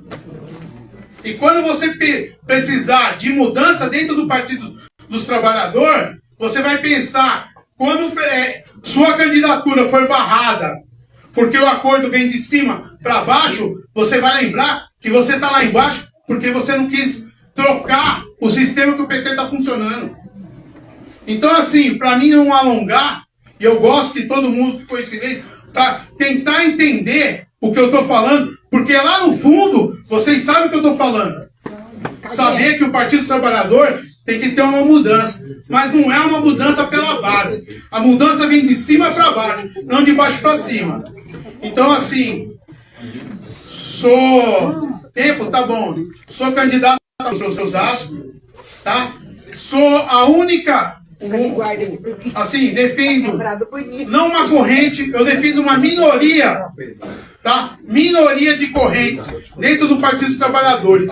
E se você, tá, quiser realmente mudar de fato, 770, Rodrigo Moraes, coordenador da máquina. Porque do jeito que tá não dá para ficar. Obrigado. Obrigado, Rodrigo. Vamos chegar no horário, gente. Vamos lá, próximo companheiro aqui. Paulinho Bururu. Paulinho Bururu, depois professora Ângela, já vai chegando para frente aqui. Bom, eu queria saudar todos os companheiros e companheiras aqui, na pessoa da amiga Marli Lobato, e em nome dela saudar aqueles que poderiam estar aqui e não estão. E eu queria aqui também saudar a mesa aqui, os companheiros e companheiras que estão na mesa, e fazer um comentário interessante aqui. Edinho, como o Emílio te lançou candidato a presidente do partido num certo tempo atrás, e eu me recordo quando a gente se encontrava, eu, o seu Geraldinho e o Emílio lá em Brasília, nosso mandato de prefeito, aquela vontade que a gente tinha junto com os companheiros, eram quase 200 prefeitos do PT, se eu não me engano, quase 400 disso, que participavam das marchas de prefeitos, e a gente via a vontade, aquele tesão que a gente tinha de fazer o governo dar certo, o primeiro mandato do presidente Lula, a luta para poder fazer o segundo mandato. Mas sabe uma coisa, Edinho e Emílio, e com todo respeito aos companheiros mais novos aqui, naquele momento eu vi uma coisa que era uma magia, Edinho. O PT tinha uma magia na sua essência, que vai além do que nós estamos conversando aqui. A tua aula aqui foi uma aula maravilhosa para situar a gente de como está na análise de conjuntura nacional, estadual e municipal, o partido. Mas existe dentro do coração de cada um aqui que está aqui dentro, aqui, minha gente, aqui, dos companheiros que fazem parte do partido, uma coisa que nos assombra, mas muitos não querem falar. E você acertou aqui no âmago da conversa quando você fala na questão de segurança pública, porque não está só existindo um movimento de direita fascista, a ponto de não ter apontado para todos nós uma arma na cabeça da gente, até nos municípios onde hoje a direita fascista domina a Câmara de Vereadores, domina o Executivo, e conjuntamente, disso, as ameaças constantes e sinalizadas são dadas, literalmente, para todos nós, de uma forma muito tenebrosa. E que muitos têm medo até de falar sobre isso, e se ficam acalbrunhados em seus municípios, suas casas, com medo. A militância petista tem toda essa honra que você falou, Edinho, toda essa honra que você falou, Emílio. Só que existe um medo, um temor muito grande, porque eles não têm medo de pôr o dedo na cara da gente e falar assim: essa petista é bandido, rapaz. Eu falei outras vezes aqui, Edinho, eu queria ressaltar isso. A missão que você tem, velho, não vai ser fácil. A nossa missão, não a sua. Mas eu queria pedir para você, singelamente, que você faça com essa máquina, que você faça essa ferramenta chamada Partido dos Trabalhadores, volte a ter a essência que tinha e volte a dar para a gente a experiência da utopia de um Brasil melhor. E por tudo que foi falado aqui, a gente viu tanta coisa se perder ao longo do tempo, e todos nós somos responsáveis porque nós tomamos o primeiro tranco do mensalão, tomamos o segundo tranco da questão do petrolão, e fomos tomando tranco, fomos ficando acabrunhados, e quantos que não estavam aqui, que estão em outros partidos agora, e que são muito mais bem reconhecidos do que nós, pelo governo federal. E aí eu quero dizer o seguinte, Edinho, olha só, um xarope de um menino mimado, presidente do Congresso hoje, trai literalmente o presidente Lula nos olhos, quem quiser ver. O tal do Columbre, estão usando a gente para sangrar o Lula. E o Emílio falou aqui, é verdade, Emílio, os caras começaram a fazer um movimento, está muito claro. Nós estamos em curso de um novo golpe, só que eles não querem caçar o Lula, eles querem sangrar. Então essa máquina, Edinho, essa ferramenta chamada Partido dos Trabalhadores, você tem que ter uma missão, junto com nós todos, e me incluo também, se puder ajudar no que eu puder ajudar humildemente, de nós sermos um martelo para bater na cabeça desses caras com força. Tem que ser o Partido dos Trabalhadores que defendeu o Lula e não ficar contando só com o Congresso, com o Senado. Nós temos que vencer as armaduras, pegar nossas espadas, nossos escudos e dar porrada também. Porque se não der porrada desse bando de sem vergonha que tá aí, nós vamos acabar ficando refém do medo, refém da tortura, refém dessa coisa odiosa que tá aí.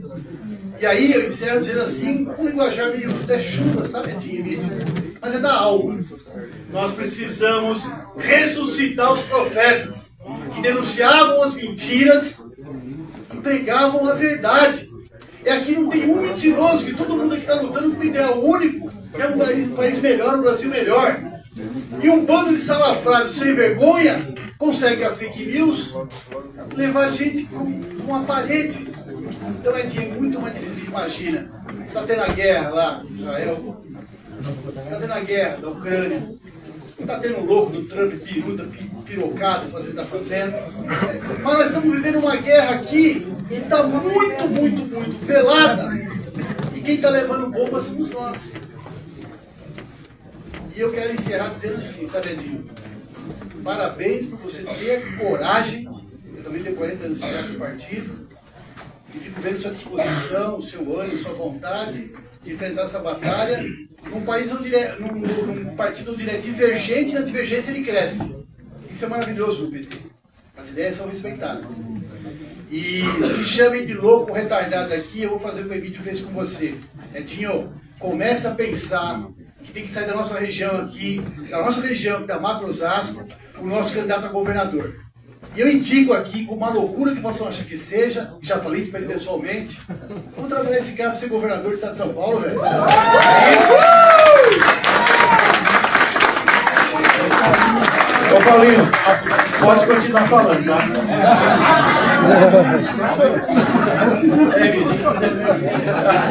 Pessoal, professora Ângela de Carapicuíba, depois a Letícia de Osasco. Boa noite, companheiros e companheiras. Gente, eu espero que depois que acabar o PED, a gente continue nesse ânimo, né? Continuar discutindo. E eu acho que o maior desafio é a gente acolher os grandes potenciais que nós temos no partido em todas as cidades. O Edinho deu uma aula aqui. E uma das coisas que me chama muita atenção é a democracia interna. É a gente escutar todo mundo, é trabalhar com os diferentes, é a gente aceitar que as pessoas pensam diferente, que de repente aquilo que ela está pensando não dá certo hoje, mas quem sabe lá na frente. Construir juntos, né? Eu, como uma boa professora de língua portuguesa, defendo muito a questão da comunicação. A gente precisa melhorar a comunicação, isso virou um bordão, né?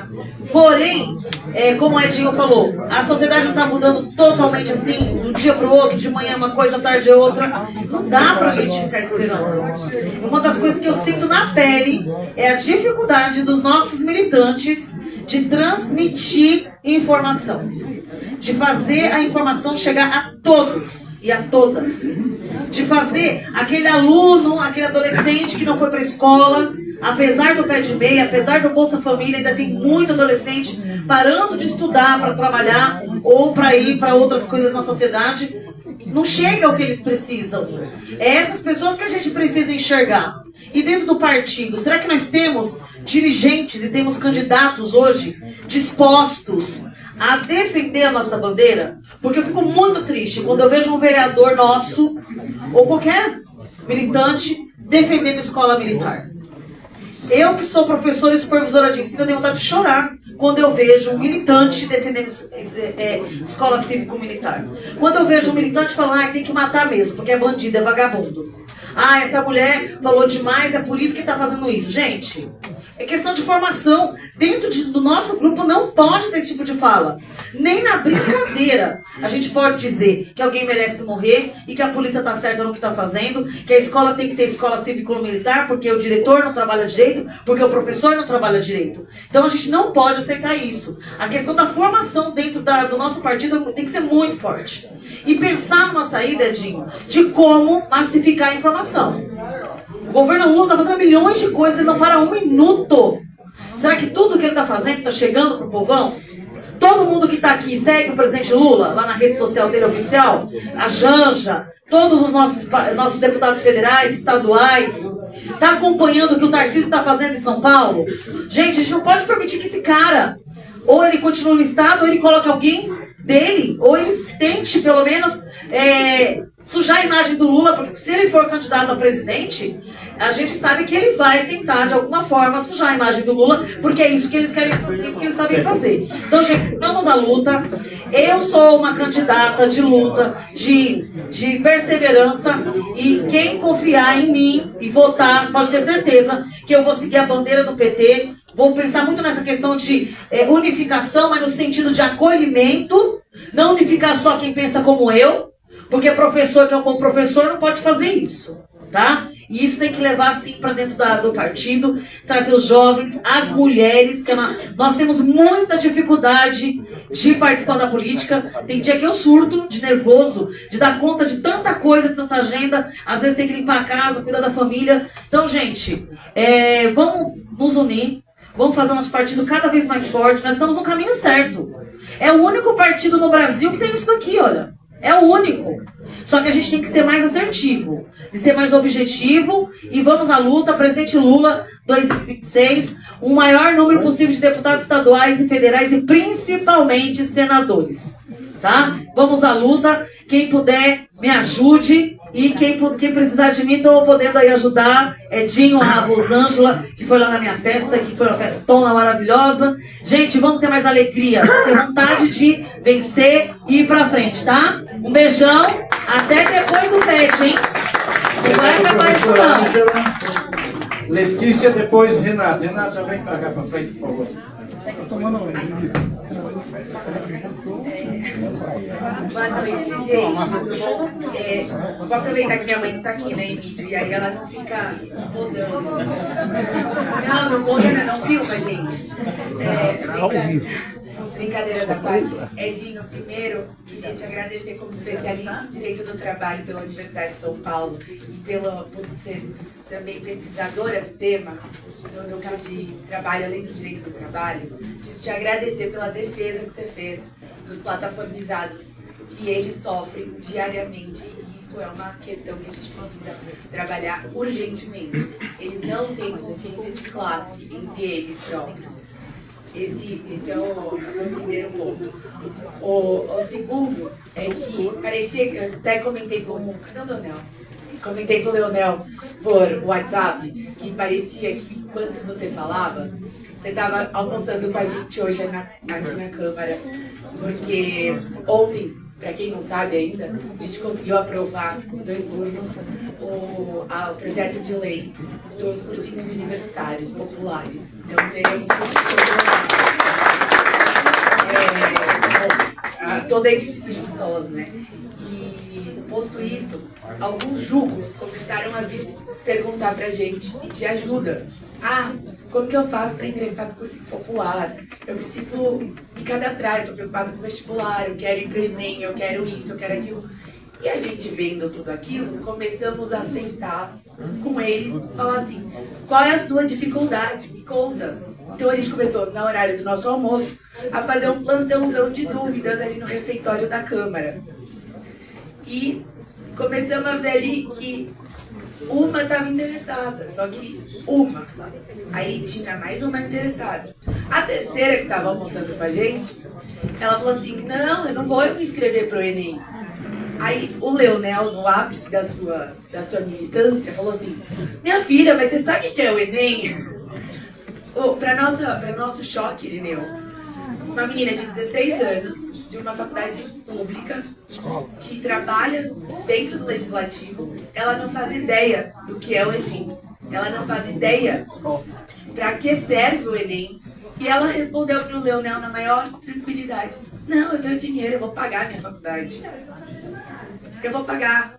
Como se o Enem fosse só para quem não tem dinheiro, como se a FUVEST fosse só para quem não tem dinheiro, e como se para uma faculdade particular ela não pudesse usar essa nota. Tudo isso eu estou falando para quê? Para poder pedir o auxílio, e aí acho que Emílio em todas as esferas dos nossos diretórios de agora, né, Leonel? A gente pede o auxílio porque nós precisamos divulgar na base, e isso é muito claro para mim, quando essa jovem de 16 anos não tem noção para que serve o Enem no futuro. Então a gente não está fazendo de fato o nosso trabalho de base. Cadê o movimento estudantil? Ela nem sabe que existe o movimento estudantil. Né? Então, se ela não sabe o que é o Enem, ela não vai saber nunca o que é o movimento estudantil. Então, como que a gente vai renovar? Como que a gente vai trazer a juventude se a juventude não sabe qual é o direito dela? Então, acho que a nível nacional, eu, como jovem, como galera do Juntos, que acabou de aprovar esse projeto, a gente só pede para que você, como candidato agora, né, mas já é nosso presidente nacional, que você, por favor, nos ajude a propagar na base essas informações, porque elas precisam ser benéficas, elas precisam chegar na ponta. Não sou eu que vou ser beneficiada, pelo contrário, é a sociedade. E por uma sociedade mais justa, a gente está com você. Obrigado, Letícia. Sua presença aqui diminuiu a média de idade, viu, Letícia?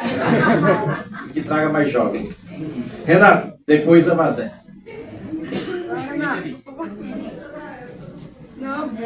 Ah, Mazé? É que você estava primeiro, mas tudo bem, vamos lá. Você é um cavalheiro. Mazé, professora Mazé. Oi, boa noite a todos, cumprimentar a mesa, já os cumprimentei, mas o Edinho fez referência, né, recuperou questões importantes para aqueles que se disputam ainda a lutar pelo fim da exploração do homem pelo pobre. Quando ele recupera cadernos do cárcere, é isso que ele está dizendo. Existe uma... puxa vida. Eu continuo de pé, viu? Apesar de ter caído, eu continuo de pé. Estou resistindo e continuo candidata. Então, porque a gente ainda luta por isso, tá? O que eu acho que falta um pouco, que o Paulo Lula levantou, cadê a nossa magia? Cadê a nossa utopia? Tá? Cadê o nosso sonho? E a partir da nossa utopia, da nossa magia, do nosso sonho, cadê o sangue nos olhos? Cadê a faca nos dentes? Que foi característica do PT a vida toda. Nós sempre apanhamos. Nunca foi fácil para nós, nunca. Nunca. De fazer as filiações, de ouvir que comunista só comia com criancinha, de bater de porta em porta, tá? Então nunca foi fácil. E não é agora também que vai ser. E tem tudo por ser feito novamente. Tudo. Porque o fascismo representado pelo Bolsonaro, anteriormente pelo Temer e depois pelo Bolsonaro, destruiu um monte de coisa, tá? A questão, eu acho o seguinte, o Edinho, tudo que você colocou está corretíssimo. Notadamente, no que diz respeito à formação da nossa chapa, é a absoluta independência de mandatos. Absoluta. Contamos com o apoio, julgamos necessário, tá? Mas o partido tem que existir independente do mandato. Você não pode ter nenhuma decisão que não atenda ao coletivo do partido e que corra o risco de atender a coletivo de mandato. Aí a gente vira qualquer coisa. Então, você levantou, eu concordo, e o que nos configurou foi isso. Mas o seguinte, hoje, agora, A gente tem campanha para fazer já. Tá? Não é uma utopia o fim da escala 6x1? É uma utopia. Como foi no começo do século, a jornada de 8 horas era utopia. Como foi logo depois? Continuo de pé, gente. Não se esqueçam que eu continuo de pé, hein? Como foi a licença maternidade? Tudo isso foi utopia em algum momento. Férias. Imagina, trabalhador receber 1/3 de férias para poder aproveitar das férias. Isso é utopia. O fim da escala 6x1 é a utopia que move hoje a juventude. Essa é a utopia, tá? Que move hoje a juventude. E nós temos que cair de cabeça nisso. Já. Agora, dia 1º começa o plebiscito, tá? Ele tem que ser assumido por todos nós. Onde quer que estejamos. Na escola, tá? Não, tudo bem, eu tô aqui mesmo, não precisa mais. A escola, o escritório, a rua, onde quer. Porque não é verdade que todo artista tem que ir onde o povo está? Também é verdade que todo militante, todo político tem que ir onde o povo está. A segunda questão, que aí não é a juventude, mas é aqueles que trabalham e que reconhecem a importância da CLT ainda, é a questão da isenção dos 5 mil. Tá? É a isenção dos 5 mil. Eu não sei o que nós vamos fazer. Se for acontecer o que aconteceu hoje com o IOF, vocês viram que nós levamos um pau lascado, tá? Nada, né? A gente vai ter que ir para a rua.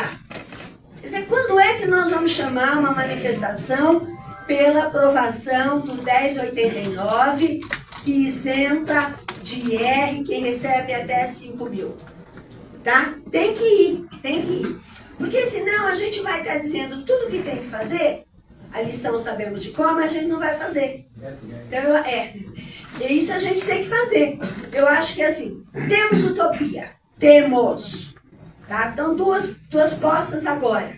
Tá? Temos um sonho, temos uma mobilização, temos uma consciência, então nós temos que ir para a rua e fazer isso. E eu tenho certeza que se você não o fizer, a gente vai encher as paciências para que você faça, que essas serão as nossas bandeiras no próximo período. Porque aí a gente consegue reeleger o Lula. Tá?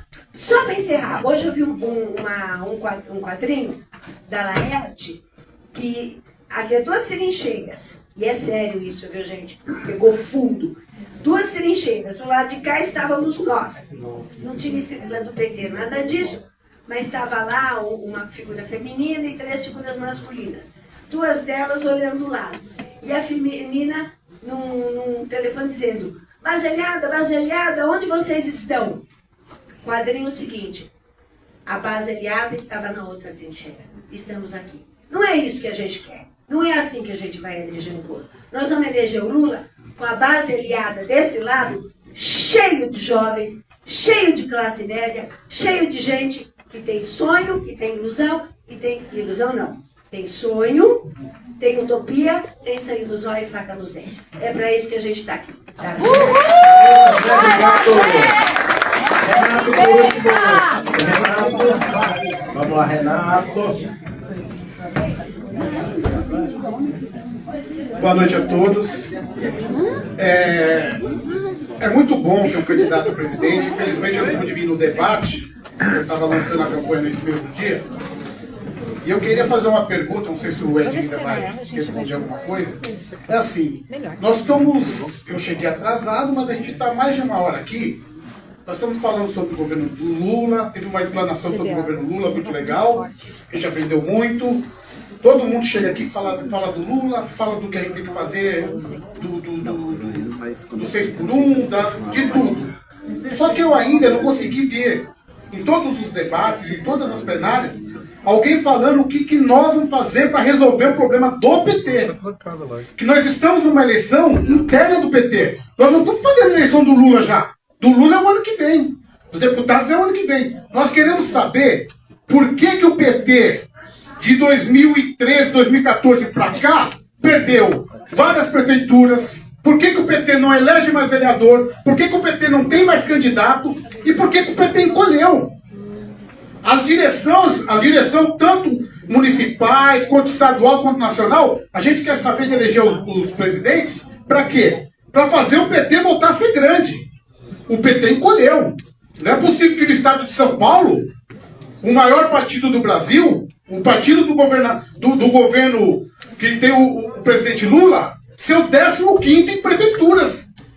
Não é possível a gente perder pro Avante, nós perder para PDT, você entendeu? O Podemos crescendo, a gente diminuindo. Não é possível a gente ter o 16º em vereadores. Então o que a gente tem que debater nessas plenárias não é o que o governo Lula está fazendo. Isso todo mundo já sabe. Aqui é todo mundo petista. Nós temos que debater, e os novos presidentes, novos dirigentes têm que debater, o porquê que o PT está encolhendo.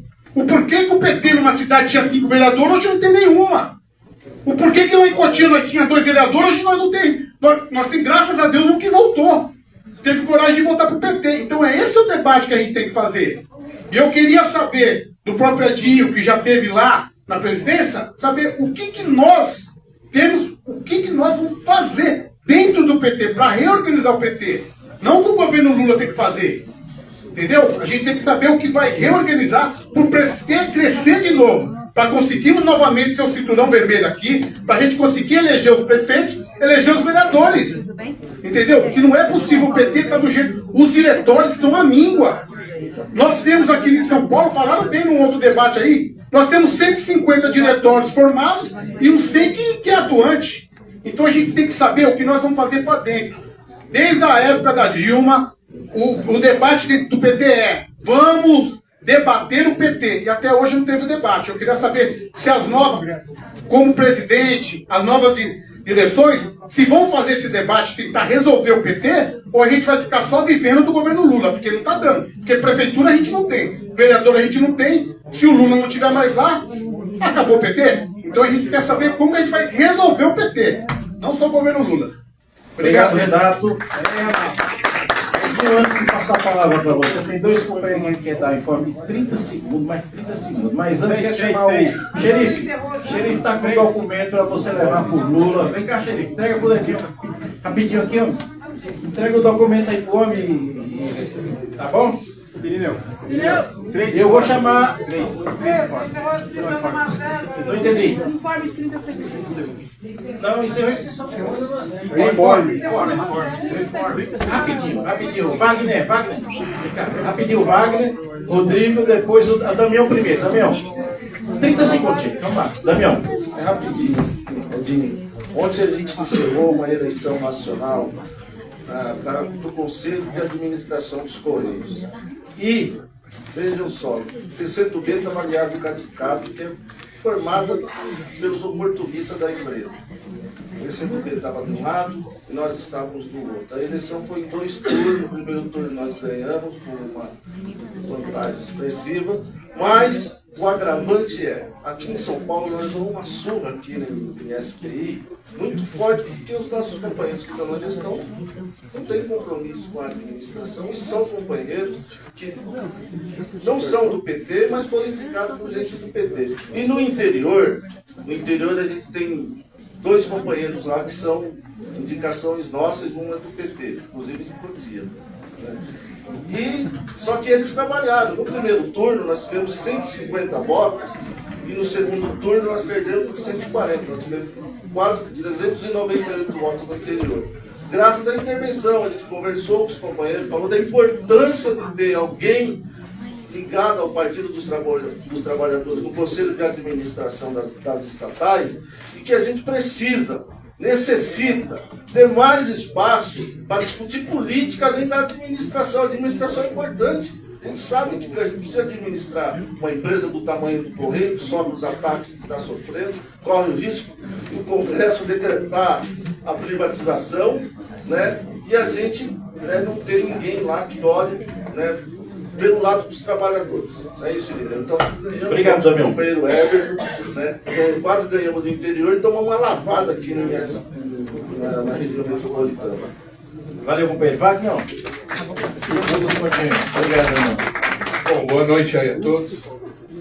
Eu queria fazer um convite, principalmente para o Emílio. Sexta agora, Conferência das Cidades do Estado de São Paulo.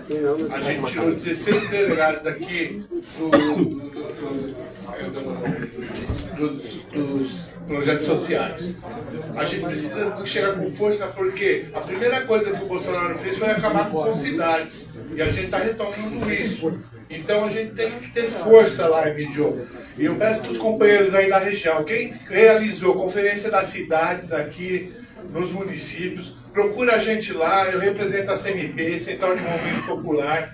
A gente precisa fazer um grande encontro em Brasília, mostrar nossa força, levar nosso apoio lá ao Lula e as entidades, principalmente Minha Casa Minha Vida, né? Que a gente luta tanto porque é um movimento de moradia, tá bom, gente?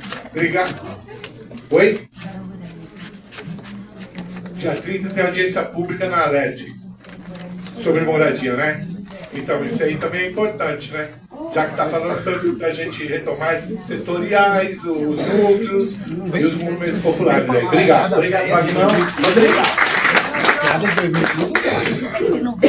Jogo rápido, gente. Meu objetivo, Rodrigo de Cajamar. Seguinte, o companheiro falou da formação, que é importante dos diretórios. Em diálogo com a Secretaria Estadual de Formação, o Coletivo Estadual de Formadores, a gente está nessa iniciativa de tentar ajudar os. Tem muito diretório que não consegue fazer a formação. A gente viu isso aí. O país é realidade em muitos lugares, né? Então lá em Cajamar nós estamos com a formação mensal, reunindo a juventude, liderança sindical, liderança popular, para fazer formação política todo mês. Né? E a ideia agora é abrir para as outras cidades da Macro também, para participar da Feitosa lá de Santana. Manda o pessoal lá, vai ser sábado agora a próxima formação, inclusive sobre estratégia da esquerda, importantíssimo para esse momento que estamos vivendo, né? Então, vou falar para os companheiros da Macro inteira. Tem gente que está precisando de formação, a companheira falou aí, que, pô, às vezes a nossa militância não consegue dialogar e tal, manda para a formação, tem um companheirinho que está precisando, né, ter um avanço na consciência política, manda para a nossa formação lá, que a gente vai avançar junto, tá bom? No próximo sábado, vou mandar no grupo da MAC, vou mandar para os dirigentes aí, quem tiver gente para mandar vai ser muito bem recebido, vai ser no Sindicato Metalúrgico Cajamar, tá bom? Valeu, gente. Obrigado, Rodrigo. E por último, arroz de chocolate. 30 segundos aí, por favor, por último. Vamos lá, Rose. Olá, gente, boa noite. Sou Rose Chocolate de Barueri e eu vim dar uma informes e queria falar pro Edinho, diretamente pro Edinho. Edinho, quando você falou a respeito do PT participar dos conselhos, né, estar mais juntos para poder realmente deixar a nossa marca, quero dizer que em Barueri, agora no mandato do presidente Alexandre, nós temos sim, o Fabrício está aqui, ele é presidente do Conselho da Juventude Municipal de Barueri, e também o Gerson, o companheiro Gerson não está presente, mas ele participa do Conselho da Saúde Municipal da cidade de Barueri. Então, o PP realmente é essa linha que nós estamos seguindo aqui. Obrigado, conte com a gente. É isso. Falou, Rose, obrigado. Pessoal, segura aí. Vamos passar para o Edinho, que vai responder tudo. E o Emílio depois encerra e nós vamos fazer uma foto aqui, um vídeo. O Edinho entrega para o Lula lá, viu? Tudo bem? Vamos lá. Eu vou tentar fazer aqui uma fala bem rápida mesmo, até porque eu penso que boa parte das intervenções que foram feitas, eu tenho concordância, acho que nem são questões que foram levantadas. Eu só quero, enfim, só fazer uma ponderação. Como a gente falou no início da nossa conversa aqui, o partido ele é um instrumento de intervenção na sociedade, ele não é um ser estático. E o PT, ele não é também algo alheio à sociedade. Nós estamos dentro da sociedade para o bem e para o mal. Inclusive, muitas vezes a gente assimila as mazelas da sociedade na cultura partidária, que não deveria ser assim, mas infelizmente é. E eu penso que é uma coisa que a gente tem que lutar muito, porque não adianta a gente defender na sociedade os valores socialistas, e muitas vezes dentro do partido a gente estimular a competitividade, a gente estimular o desrespeito entre companheiros e companheiras, a gente muitas vezes dentro do PT ser expressão do machismo, tem expressão racista, tem expressão homofóbica. Como que a gente defende para a sociedade algo que a gente não consegue viver dentro do partido? Eu acho que é algo que a gente efetivamente tem que ponderar. E claro, o PT ele tem problemas de organização, nós estamos aqui debatendo que tem. Nós ficamos, inclusive, acho que 80% do meu tempo aqui falando, foi debatendo os problemas que nós temos de organização, que nós temos que superar. Mas o PT é uma construção coletiva. Ele é uma construção coletiva. Nós somos aquilo que nós construímos. Não tem... É impossível a gente entender o PT achando que nós vamos construir algo da nossa cabeça. No PT não funciona assim, não vai funcionar assim nunca. Tanto é que é o único partido, para você eleger presidente, a gente tem que sair conversando com a militância, conversando com os filiados, dizendo o que nós queremos fazer. E é certo, isso é bom. Errado é quando a gente trata o partido como um aparelho, onde a gente muitas vezes sai fazendo filiação sem critério, a gente não faz filiação com formação política, a gente filia com o único objetivo de controlar o aparelho. Isso é que está errado. Agora a gente tem que entender, só para eu concluir, a gente tem que entender que o PT é resultado de uma construção coletiva.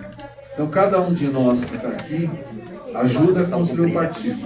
Se o partido não é perfeito, é porque nós não estamos nos empenhando tanto. Se o partido tem falha, é porque nós não estamos nos empenhando tanto. A gente tem que entender que o PT ele é uma construção coletiva. Ele é o único partido do Brasil, desculpem os demais partidos de esquerda, que efetivamente é uma construção coletiva. Ele é uma construção coletiva. E claro, nós temos muito que aperfeiçoar. Por isso que tem PET.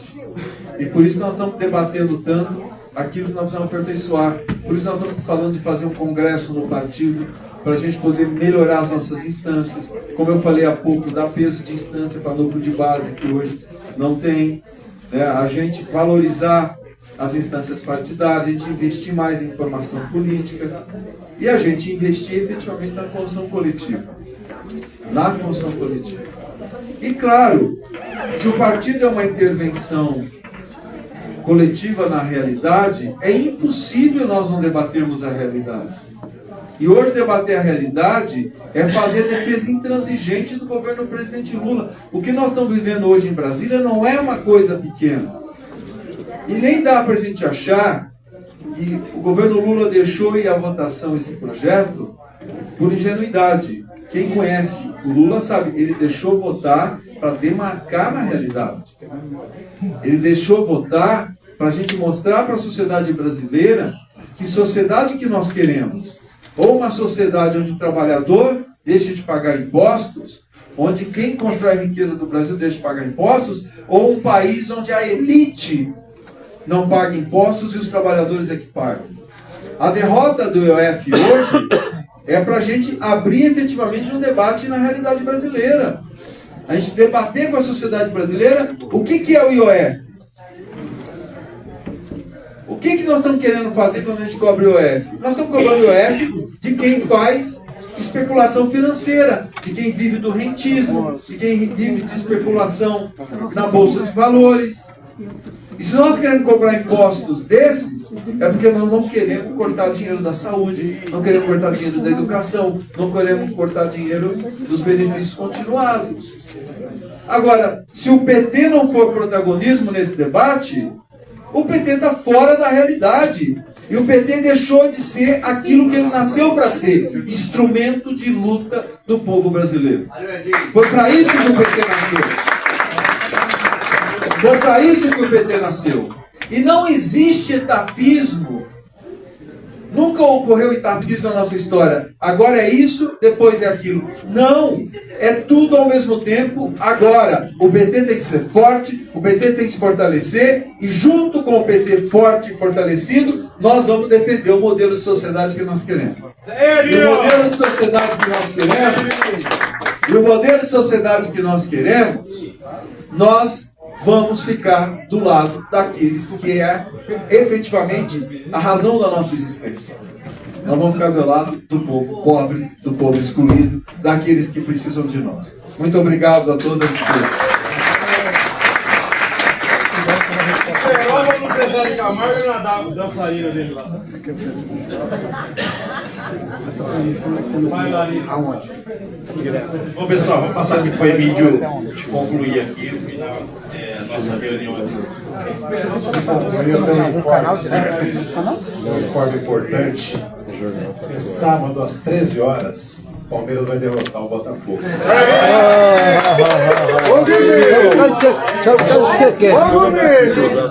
Apenas agradecer a presença de todo mundo.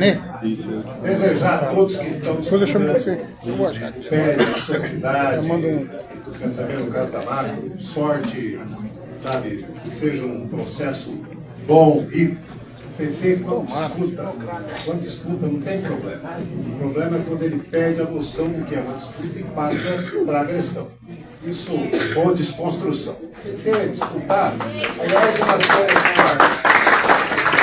na cidade, quando tem uma chapa só, você sabe, né, as pessoas nem vão votar muito. Quando tem duas, aí não quer. Né? Então, assim, eu acho salutar o que está acontecendo.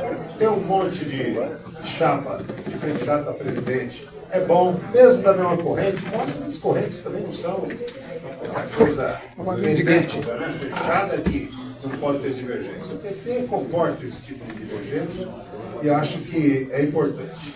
Peladinho, você vai precisar, além de competência, você tem que dar sorte. O PT é muito bom, mas é muito duro. Eu conversei muito com o Edinho sobre isso. Agora, eu acho que você está tendo uma ideia também, agora que você viajou o país inteiro, conhecer o PT, quem tem essa oportunidade, eu tive como historiador do PT, é impressionante a riqueza do PT. Não tem lugar que você chega nesse exato momento, sabe? Em tudo quanto é cidade desse país está acontecendo alguma reunião do PT, alguma plenária, algum debate entre candidatos. Quem tem isso? Né? E vocês veem também especialmente pela presidência nacional, é um debate do país, é um debate que está na mídia. Ninguém quer saber quem vai ser o candidato, quem vai ser o próximo presidente do PT, do PSD, do PPD. Agora, do PT todo mundo quer.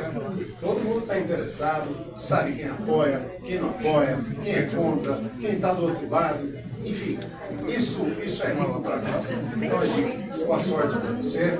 Vamos estar juntos em qualquer situação. Conte com a máquina nos aços. Eu sou aqui lá.